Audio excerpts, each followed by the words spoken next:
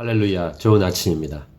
하나님께서 우리가 전심으로 주님을 찾고 의지하고 붙들기를 원하십니다.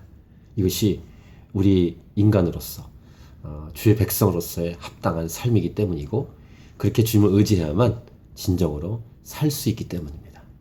아름다운 삶, 승리하는 삶은 주님을 꼭 붙들고 의지할 때인 줄 믿습니다. 오늘도 이 하루 주님 붙들고 의지해서 승리하는 삶이 되기를 축복합니다.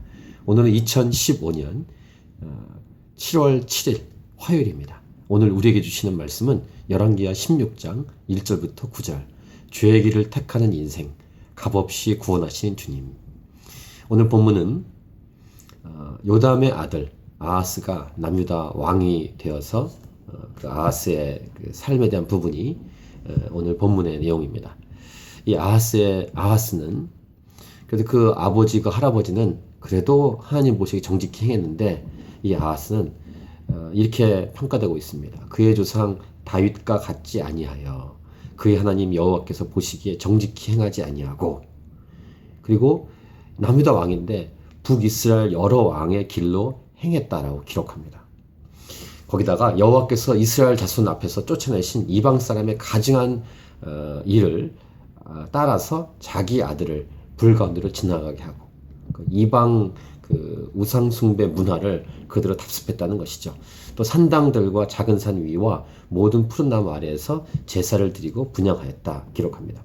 이때 아람의 왕 르신과 북이스라엘 왕 르말레의 아들 베가가 예루살렘 올라와서 싸우려 합니다.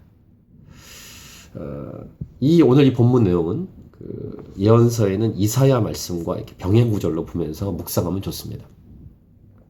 이때 약속이 있습니다. 이사야를 통한 하나님의 약속은 남유다 왕이 남유다가 이 아람과 북이스라엘 연합군을 이길 수 있다는 거예요. 보호하겠다는 것입니다. 그 이사야 말씀을 한번 보겠습니다. 이사야 7장 4절 보시면 그에게 이르기를 너는 삼감에 조용하라. 르신과 아람과 르말라의 아들이 심히 노할지라도 이들은 연기나는 두 부직갱이 그루터기에 불과하니 두려워하지 말며 낙심하지 말라. 이렇게 격려의 말씀과 함께 보호하시겠다는 말씀을 주시죠. 그리고 이사야를 통해서 하나님 말씀하신 건 이것입니다. 너는 네 하나님 여호와께 한 징조를 구하되 깊은 데에서든지 높은 데에서든지 구하라. 그때 이 아하스가 이렇게 말합니다. 나는 구하지 아니하겠다. 세상적으로 멋있게 보이죠? 하나도 멋있지 않습니다.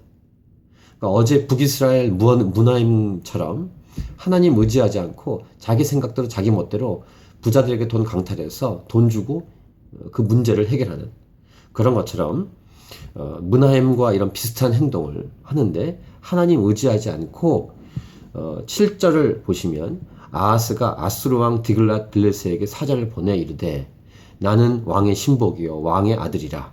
이제 아람 왕과 이스라엘 왕이 나를 친히 청하건대 올라와 그 손에서 나를 구하노소서 하고. 무슨 말이냐면은 하나님이 구하라고 했고 하나님 의지하라고 이사야를 통해 말씀하셨는데 나는 하나님께 구하지 않겠습니다 라고 말하고 아하스에 가서 도움을 구했다는 것입니다. 이런 어처구니 없는 행동을 합니다.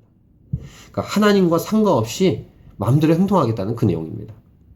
이것이 남유다 왕인 아하스의 모습이었습니다. 하나님과 상관없이 산다는 것은 하나님이 아닌 다른 것을 의지하는 우상 숭배의 삶을 살겠다는 것입니다.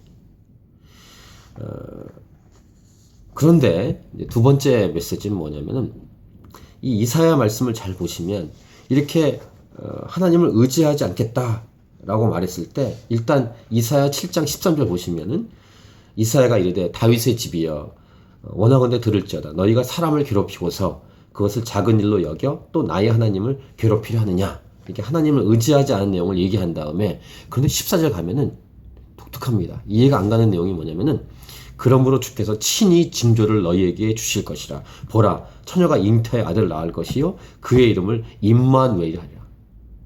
어떻게 오늘 본문의 핵심인 것입니다. 이것입니다.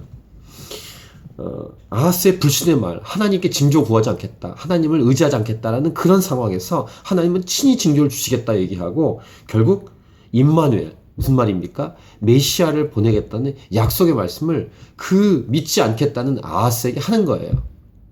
이거 이해가 되십니까? 이것이 십자가요, 복음입니다. 우리가 아직 죄인 되었을 때, 이게 로마서 5장 8절 말씀 아니에요? 우리가 아직 죄인 되었을 때 그리스도께서 우리를 위하여 죽으심으로 하나님께서 우리에 대한 자기의 사랑을 확증하셨느니라. 이게 하나님의 사랑이에요. 난 하나님께 구하지 않겠습니다. 내 마음대로 살겠습니다. 그때 하나님이 친히 징조를 보내셔서 십자가에 예수 그리스도를 보내시는 것입니다. 그러니까 우리의 공로와 아무 상관이 없는 거예요. 우리의 행위와 아무 상관이 없습니다. 이게 구원이에요. 그리고 하나님은 구원의 문을 활짝 열어놓으시고 이 예수 그리스도를 믿는 자에게 구원을 주시는 것입니다. 나 같은 죄인 살리시고, 오늘 본문 메시지는 이 구원의 복음 메시지를 우리에게 주고 있습니다. 우리가 죄인 되었을 때, 나는 징조를 구하지 않겠습니다 라고 고백했을 때, 너가 사람을 괴롭혔고 이제 하나님을 괴롭게 하느냐라고 말씀하시면서, 그러므로 주께서 친히 징조를 너에게 주실 것이라. 보라, 처녀가 잉태하여 아들을 낳을 것이요 그의 이름을 임마누엘 하리라. 하나님의 복음의 시작은요, 인간이 죄악 가운데 완전히 바닥일 때, 아무것도 할 수 없을 때, 하나님과 아무 상관이 없을 때 하나님이 친히 이 땅에 오신 사건입니다.